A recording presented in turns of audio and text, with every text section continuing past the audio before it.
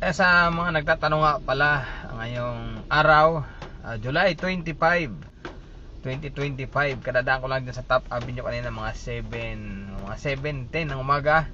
So ito yung sitwasyon.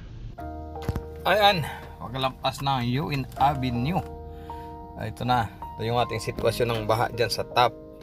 Mababaw naman, kaya lang syempre tulad to, nasusundan kong van, nag-aalangan din siya na gumilid sa may kanan, kaya sa kaliwa lang siya. Mahirap dito kasi baka ma-shoot tayo sa kung may malalim na lubak dyan o kung ano man, dahil tingnan naman yung tubig halos kalahating gulong. Kaya naman, kahit medyo maliit na sasakyan siguro, kaya naman dito. Kaya lang syempre ingat-ingat tayo, lalo sa mga nakamotor. Pero ayan, may nakasabay tayo nakamotor, kaya naman niya makatawid. So iba talaga pag walang tubig kaysa ganito. And may to, malapit na sa PGH yung lugar na to. Ayan, ito paglampas ng Pedro Hill, ayan, medyo may tubig pa din. Kaya dito lang tayo luminya sa may bandang kaliwa, dahil parang tingin ko dito medyo okay. Pati rin ng mga jeep na sundan natin, dyan din lang sila.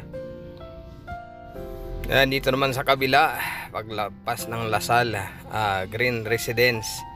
Ayan, tapat ng Green Residence to bago mag Quirino Avenue.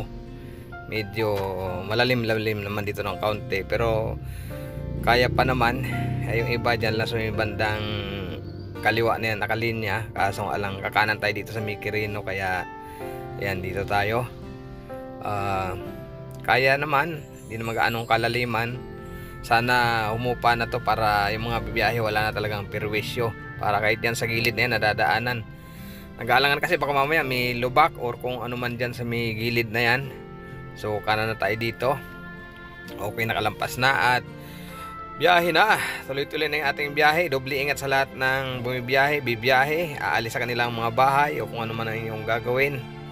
Ayan, ingat-ingat po tayong lahat.